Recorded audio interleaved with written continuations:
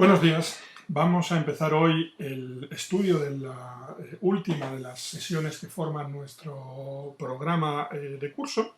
y en este caso nos vamos a detener en el análisis del último de los periodos que vamos a estudiar, esto es el gobierno de José Luis Rodríguez Zapatero, el periodo que marca desde el año 2004 hasta el año 2011. Y hay que señalar que este cambio de gobierno que sucede con las elecciones que tienen lugar el 14 de marzo de 2004 va a ser uno de los más controvertidos de la historia reciente de España. 3 días antes de estas elecciones se van a producir los atentados del 11 de marzo en Madrid, con un saldo de casi 2 centenares de muertos y varios millares de heridos. Estos atentados, junto con la utilización partidista, tanto por parte del Partido Popular en el gobierno como del Partido Socialista Obrero Español en la oposición, de las informaciones que se iban conociendo en esas primeras horas, van a provocar que los resultados electorales experimenten un giro con respecto a lo que señalaban las últimas encuestas publicadas, que auguraban un triunfo del Partido Popular, aunque con pérdida de la mayoría absoluta. El resultado, como veis, va a ser un cambio en la mayoría parlamentaria, siendo el PSOE en esta ocasión la fuerza con mayor respaldo parlamentario, con 164 diputados, y quedando el Partido Popular hasta ese momento en el gobierno con 148 diputados. Al no alcanzarse la mayoría absoluta, el Partido Socialista Obrero Español va a gestionar una serie de apoyos parlamentarios que van a ser,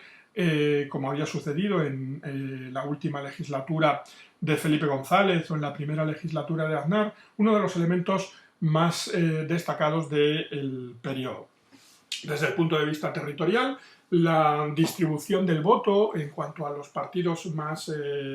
votados en cada una de las provincias recalca esa división en un eje noroeste-sureste en dos grandes zonas, quedando, como hemos visto, en la zona septentrional del país una mayor presencia de voto al Partido Popular, mientras que en la zona meridional es el Partido Socialista el que consolida sus feudos. A esto hay que señalar la importancia que desde el punto de vista electoral va a tener el triunfo del Partido Socialista en las 4 provincias catalanas, teniendo en cuenta el gran aporte de diputados que corresponde a esa comunidad autónoma. Los gobiernos de José Luis Rodríguez Zapatero, a lo largo de estos 7 años, en 2 legislaturas, van a desarrollar un activo programa de reformas sociales que vamos a ver a continuación. La primera legislatura la consigue con esos 164 diputados, con el eslogan "Merecemos una España mejor", y aumenta su mayoría hasta los 169 diputados con el eslogan "Vota con todas tus fuerzas" en el año 2008, cuando los primeros síntomas de la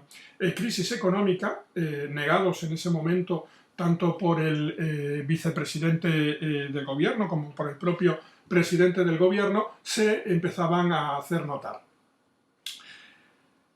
Las políticas de estos 7 años de gobiernos de José Luis Rodríguez Zapatero van a venir marcadas por un aumento del gasto social, con incorporaciones de medidas como el cheque bebé, que suponía la entrega de 2.500 euros a las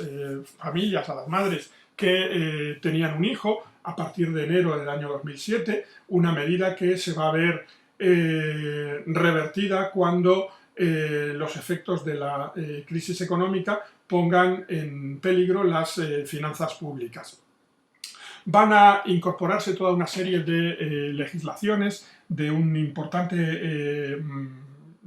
calado social en lo que podríamos considerar una ingeniería social, como es una ampliación de la ley del aborto, aprobada anteriormente en 1985, en donde se desaparecen los supuestos previstos en aquella ley, estableciéndose una ley de plazos, la aprobación del matrimonio homosexual, siendo España uno de los primeros países en adoptar esta legislación, o la incorporación de una nueva figura al Código Penal, como era la violencia de género, a la que se le va a dedicar una ley especial y a la que se va a dotar de importantes recursos económicos. Uno de los ejes más controvertidos de este gobierno va a ser la apertura de una negociación directa con la banda terrorista ETA, tras la aprobación del apoyo por parte del Congreso de los Diputados, con la oposición de las distintas asociaciones de víctimas del terrorismo. Durante esta negociación, ETA va a seguir cometiendo atentados, como va a ser el asesinato de un ecuatoriano que se encontraba estacionado en el aeropuerto de Madrid-Barajas cuando ETA vuela uno de los aparcamientos de la nueva Terminal 4. Y del mismo modo va a impulsar nuevos estatutos de autonomía, especialmente relevantes en el caso de Cataluña, que inician un proceso reivindicativo del nacionalismo que en gran medida, desde su sector autonomista moderado, que podría representar Convergencia y Unión, va cediendo hacia una vía rupturista, con definiciones de Cataluña como nación que posteriormente serán declaradas anticonstitucionales por el Tribunal Constitucional. Entre los problemas que va a tener que enfrentar los distintos gobiernos de Zapatero, encontramos el primero de ellos, el atentado fundacional que va a condicionar en gran medida toda la primera legislatura de este gobierno. Los atentados del 11 de marzo, atribuidos en un primer momento por prácticamente todas las fuerzas políticas a ETA, van a ser finalmente considerados una muestra del terrorismo islámico y se vincularán también con intereses propagandísticos, con el apoyo por parte del gobierno del Partido Popular a la intervención militar norteamericana en Irak. Este atentado, así como el juicio y las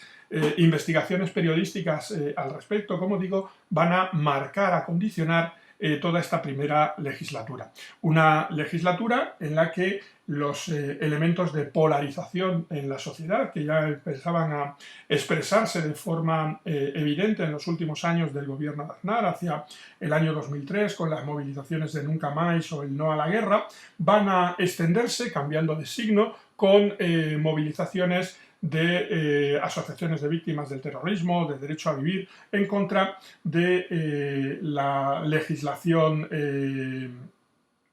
favorable a la negociación con ETA o a la ampliación del aborto. La última legislatura va a venir marcada por la crisis económica, una crisis económica que en un primer momento, como decíamos, va a ser minusvalorada por el gobierno y que finalmente va a obligar a una fuerte intervención en las cuentas públicas,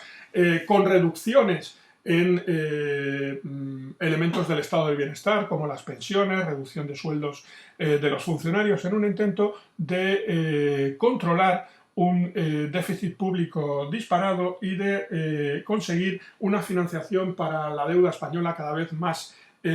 costosa en los mercados internacionales. Estas fotos que estáis viendo son muestras del atentado islamista del 11 de marzo de 2004. Ese día,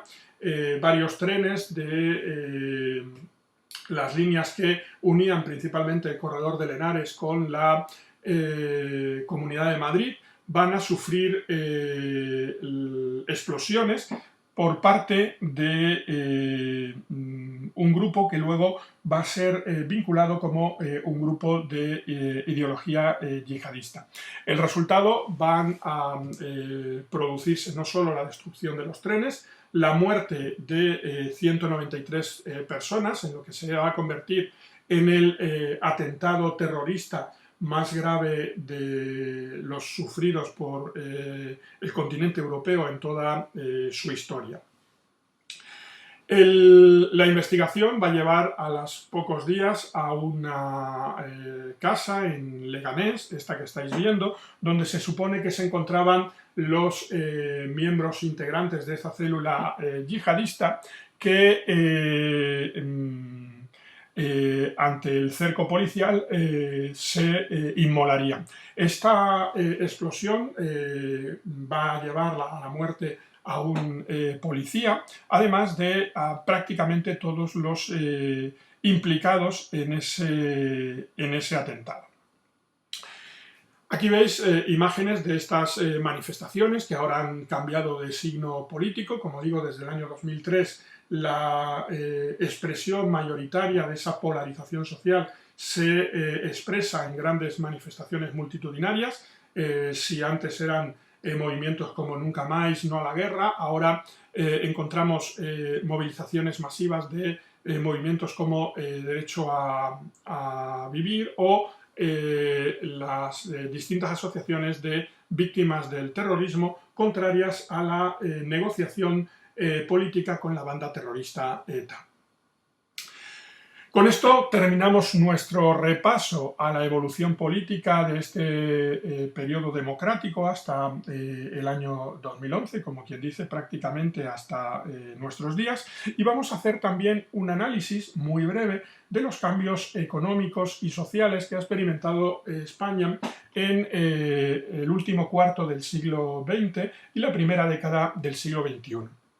Desde el punto de vista social, quizás el elemento más destacado sea el descenso de la natalidad, con un cambio evidente del modelo familiar, una tendencia que se aprecia justamente en esa segunda mitad de la década de los 70 y que va a seguir extendiéndose hasta convertir a España en uno de los países con menor tasa de reposición de todo el mundo, con una de las poblaciones más envejecidas y con unas tasas de crecimiento natural negativo. Esta caída de la natalidad va a conllevar las dificultades o aumentar las tensiones que experimenta el sistema de pensiones, el sistema de seguridad social, toda vez que la población española envejece a ritmos cada vez más rápido, con una esperanza de vida mayor y con unas necesidades de financiación de este sistema de pensiones mayores que las incorporaciones de nuevos trabajadores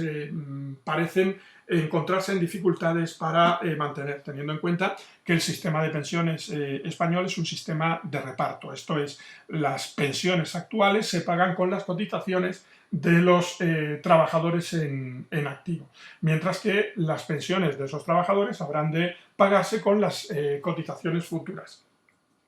Otro de los cambios notables que ha experimentado la sociedad española en estos años es su transformación de una sociedad emigrante, algo manifiesto por lo menos hasta mediados de la década de los 70, en una sociedad acogedora de inmigración, hasta el punto de que en la actualidad España cuenta con una población inmigrante de alrededor del 10% de la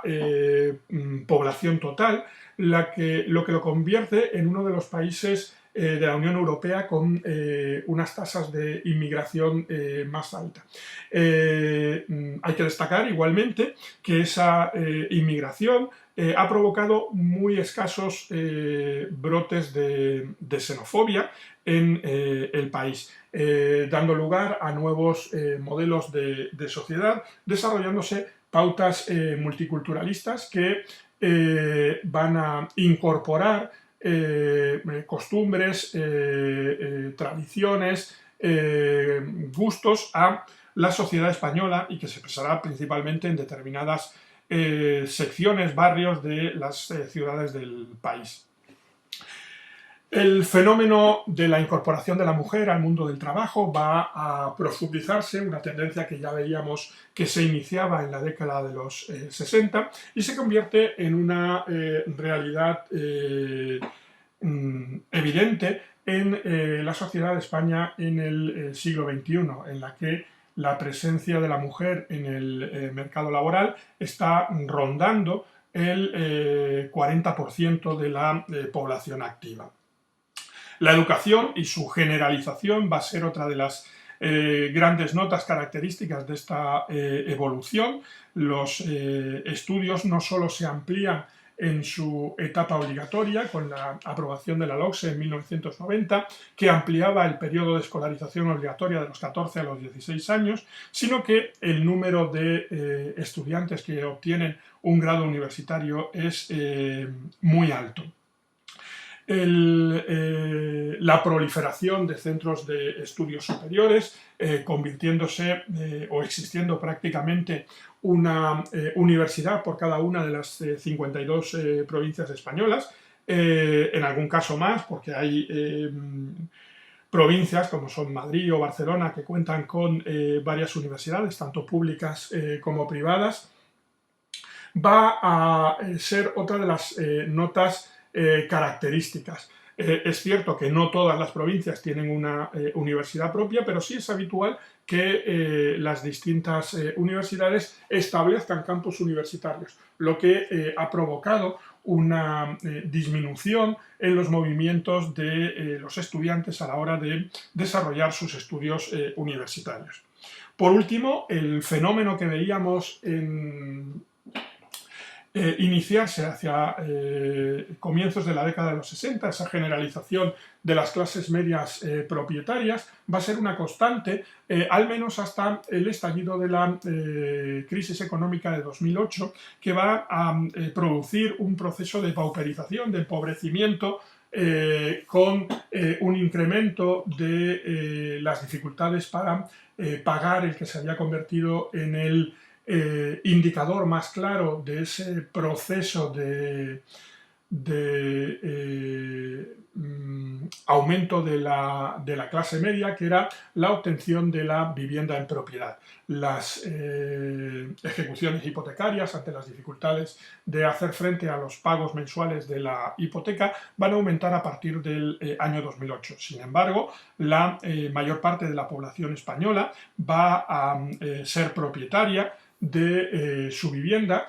aunque un porcentaje muy alta de esta propiedad, sobre todo en aquellas personas más jóvenes, todavía tienen esa propiedad gravada con una hipoteca. Desde el punto de vista de los cambios económicos, España va a experimentar un proceso de terciarización de la economía a partir de 1975 y cuando se deja sentir la crisis del petróleo, una terciarización que ha ido progresivamente incorporando servicios de mayor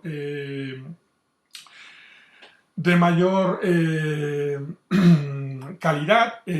Sin embargo, el peso principal lo sigue manteniendo el comercio, el turismo y el transporte. El estado del bienestar se ha ido generalizándose, aumentándose las prestaciones cubiertas, prestaciones sanitarias cubiertas por la seguridad social, así como desarrollándose toda una red de cobertura social que ha puesto a disposición del presupuesto estatal aproximadamente valores cercanos al 40 y tantos % del Producto Interior Bruto, que se gestiona a través de las distintas administraciones públicas. Del mismo modo, se ha producido un proceso de reconversión industrial, desapareciendo algunas de las industrias más ineficientes, una reconversión que tuvo lugar principalmente en la década de los 80 y incorporándose nuevas industrias centradas en construcción de gran con una gran incorporación de, a ver cómo lo digo, de elementos de alta productividad, con producciones como puede ser el sector aeroespacial, las telecomunicaciones o la industria naval.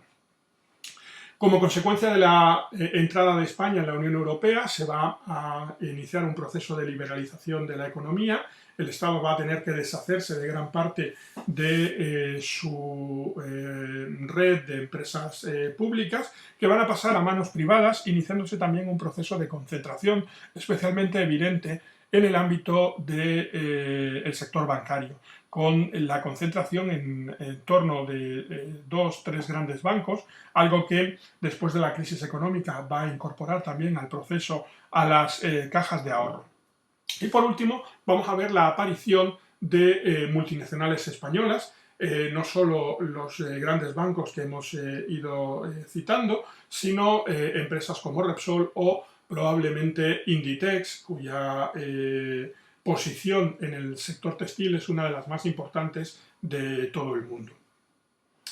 Desde el punto de vista de las infraestructuras, el país se ha ido dotando de una extensísima red de alta velocidad, tanto con autopistas como autovías, rompiendo a comienzos del siglo XXI la tendencia radial que había marcado la estructura de infraestructuras viarias desde el siglo XIX. Y como decíamos el último día, se ha ido dotando de una red ferroviaria de alta velocidad que comunica a gran parte de las capitales españolas y que ha conseguido una conexión directa a través de la frontera hispano-francesa por Cataluña entre la red ferroviaria española y el resto de la red ferroviaria europea. Las ciudades españolas también han ido experimentando importantes transformaciones a finales de la década de los 90, comienzos de la primera década del siglo XXI, con la construcción de nuevos barrios en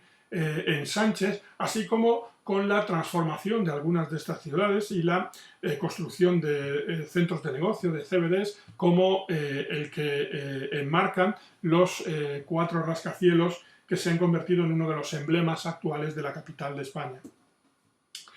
Para terminar el tema, nos queda por ver el proceso de integración de España en la Unión Europea, un proceso que resulta especialmente largo, se desarrolla entre 1977 y 1986, en la primera de las fechas es cuando se inician las negociaciones formales para la adhesión de España a las comunidades europeas. 1986 es la fecha en la que esta adhesión se hace efectiva.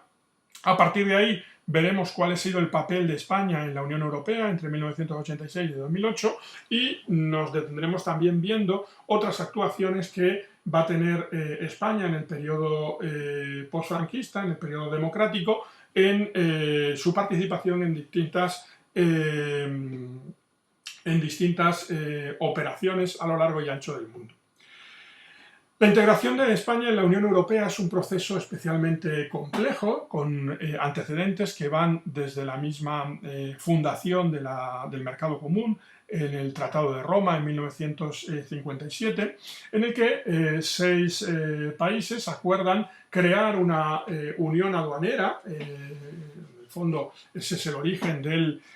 mercado común, de igual modo que aspiraban al desarrollo de la investigación y de la implantación de la energía atómica. El mismo día que se crea la Comunidad Económica Europea se firma también el Tratado de Euratom, y esta organización va a ser observada con una mezcla de admiración y desdén por parte del régimen franquista. En 1962 va a intentar iniciar trámites de adhesión a la Comunidad Económica Europea que se ven enfrentados a la oposición que señalábamos que van a presentar de manera conjunta en el exterior distintas fuerzas antifranquistas, con la excepción, como ya dijimos, del Partido Comunista de España, que se reúnen en el denominado Congreso de Múnich y que solicitan a la Comunidad Económica Europea que no admita a España hasta que ésta sea homologable en términos democráticos. Este rechazo, que va a ser acogido por la Comunidad Económica Europea, que va a considerar que el carácter dictatorial del régimen español impide su ingreso en la Comunidad Económica Europea, desarrollará una posición de desdén en la expresión propagandística del franquismo. En 1970, España adquiere o consigue un acuerdo preferencial para los productos españoles en el mercado común, lo que supone unas condiciones beneficiosas en cuanto a las tasas arancelarias para la entrada de esos productos españoles, especialmente la producción agrícola, en los mercados de la Europa de los, en este momento todavía, de los 6. Hasta 1973 no se va a ampliar la Comunidad Económica Europea. Con la muerte de Franco, con el inicio de la transición y la apertura del periodo constituyente, se va a retomar la intención del ingreso de España en la Comunidad Económica Europea. Sin embargo, y a pesar de que hasta ese momento se había hecho referencia al carácter dictatorial del régimen, lo cierto es que el proceso de negociación va a ser especialmente largo. Hasta 1985 no se firma el acuerdo por el que España se adhiere a la Comunidad Económica Europea y que tendrá vigor a partir del 1 de enero de 1986. Los problemas que plantea la adhesión española a la Unión Europea tienen que ver con las características que desde el punto de vista demográfico, desde el punto de vista productivo y desde el punto de vista de la distribución de las ayudas comunitarias implicaba el ingreso de un país como España.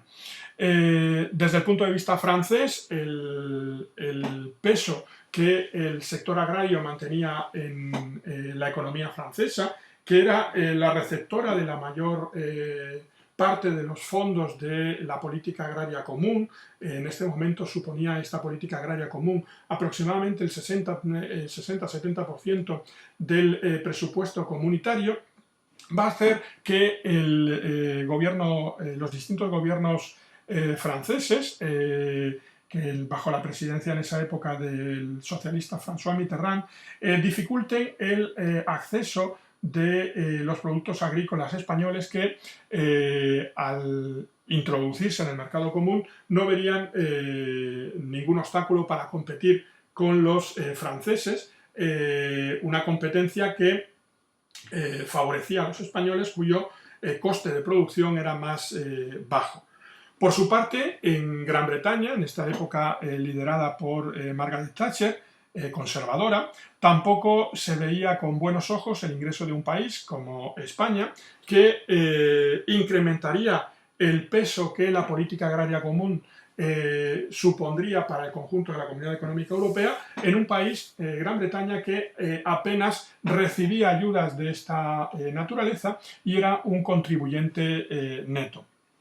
Por último, desde el punto de vista alemán, Helmut Kohl, demócrata cristiano, canciller alemán en esta década de los 80, va a encontrar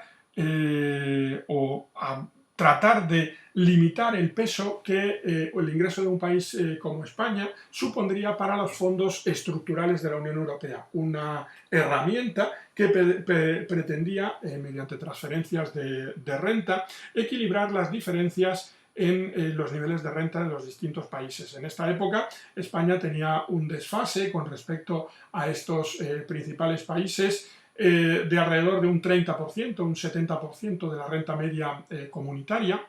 lo que la hacía el país hacia el que se dirigirían la mayor parte de las ayudas de la Comunidad Económica Europea. La adhesión finalmente se va a firmar en Madrid. Aquí veis la firma en el Palacio Real por parte del entonces presidente del gobierno, Felipe González, y del ministro de Asuntos Exteriores, Morán. La adhesión española a la Comunidad Económica Europea va a tener consecuencias inmediatas. Por de pronto, la aceptación de la legislación comunitaria, con lo que supone de la necesidad de desprenderse del amplísimo sector público que todavía se mantenía en este momento, empresas como una banca pública, lo que suponía lo que luego se va a conocer como Argentaria, o empresas como Telefónica, Iberia, eran participadas en gran medida por el Estado, y esta presencia estatal contravenía las normas comunitarias, lo que va a impulsar todo como digo, todo un proceso de privatización. Por su parte, tal y como se anticipaba, España iba a recibir en gran medida un importante apoyo de los fondos del FEOGA, de los fondos de orientación y garantía agrícola, es decir, el instrumento que la Comunidad Económica Europea utilizaba para la política agraria común, que va a favorecer la producción agrícola española, aunque no exenta de algunos problemas, en gran medida porque se establecen sistemas de cuotas, lo que suponía la limitación de la capacidad productiva en sectores como el vino o el lácteo, en ocasiones obligando al desarraigo de extensión de cultivos vitivinícolas, por ejemplo, o con tensiones en la frontera, especialmente cuando los agricultores franceses detenían y destruían los envíos de fruta que desde España se dirigían a los mercados comunitarios. Por otra parte, los fondos europeos de desarrollo regional van a ser el instrumento financiero que va a permitir esa modernización de la red de infraestructura del país que hemos señalado con anterioridad. En líneas generales, España ha sido durante estos años un receptor neto de ayudas comunitarias, es decir, recibía mucha más ayuda que lo que suponía su colaboración a las distintas instituciones comunitarias. Solamente a partir de la ampliación de 2004 y de la posterior de 2007, España se va a convertir en un donante neto en los fondos de la Unión Europea. A lo largo de estos años, desde 1986, España ha presidido la presidencia rotatoria de la Unión Europea, la encabezaba el presidente, el Consejo de la Unión Europea la encabezaba el presidente del gobierno de cada uno de los países durante 6 meses. Posteriormente ha surgido la figura del presidente de la Unión Europea, aunque se sigue manteniendo una rotación de estas presidencias. Como digo, va a encabezar esa política comunitaria durante el primer semestre de 1989 y el segundo semestre de 1995, con presidencias de Felipe González. En el primer semestre de 2002, siendo presidente del gobierno José María Aznar, y en el primer semestre de 2010 siendo presidente del gobierno José Luis Rodríguez Zapatero. Aquí veis algunas de las fotos de las reuniones de los consejos europeos presididos por los respectivos presidentes del gobierno español, el de Sevilla del 2002 con presidencia de José María Aznar, o el celebrado en Bruselas en 2010 con presidencia en este momento de José Luis Rodríguez Zapatero. La posición de España ante la Unión Europea ha sido muy favorable a las instituciones comunitarias. España es uno de los países donde el apoyo a la Unión Europea es más alto, donde el euroescepticismo es más bajo, y desde 1986 ha sido un activo impulsor de las distintas transformaciones de la Comunidad Económica Europea en su transformación a la actual Unión Europea. En 1986 firma el Acta Única Europea, donde se fijan los principios básicos de la futura Unión Europea, que se aprueban posteriormente. En 1991 va a participar y ser país fundador de ese espacio de libre circulación que marca el Tratado de Schengen, y en 1992 aprueba el Tratado de la Unión Europea, lo que supone el establecimiento, además de una política económica común que había marcado la historia de la Comunidad Económica Europea desde su creación, la creación de una política exterior y de seguridad común y de un espacio de justicia propio. La creación de la Unión Europea, el Tratado de Maastricht, que es también conocido como el Tratado de la Unión, preveía la creación de una moneda única, el euro, al que también España va a incorporarse entre los países fundadores de esa moneda en el año 2002. En 2003, en el Tratado de Niza, obtiene España una de las mayores cuotas de poder dentro de la propia estructura institucional de la Unión Europea, aumentando su peso relativo y facilitando la creación de minorías de bloqueo en el marco de las instituciones comunitarias. En 2005 es uno de los países que impulsará la aprobación del Tratado de Lisboa, aprobándose por parte del Parlamento español, aunque ese tratado va a verse limitado por el rechazo que va a experimentar en sendos referendos el Tratado de Lisboa, tanto en Irlanda en un primer momento como en Francia. Además de su participación en la Comunidad Económica Europea, en la Unión Europea, España va a integrarse activamente en otros organismos internacionales. Ya hemos visto que en 1981 va a ingresar en la OTAN. Posteriormente va a integrarse también en la estructura militar, donde se encuentra en este momento, y esa incorporación a la estructura militar, a diferencia de lo que supuso la primera integración en la estructura política, no va a encontrarse con una respuesta negativa por parte de sectores notables de la sociedad española. Va a participar en la Primera Guerra del Golfo, enviando una fragata de apoyo a la zona de combate, en la organización de esa acción de represalia por parte de Naciones Unidas ante la invasión de Kuwait por parte del régimen de Irak. Desde 1991 va a participar en importantes misiones de paz y seguridad, especialmente notables en el territorio de la antigua Yugoslavia, donde en la década de los 90 se van a vivir sucesivos conflictos que van a llevar al despliegue de tropas bajo bandera de la ONU, en la que participan tropas españolas.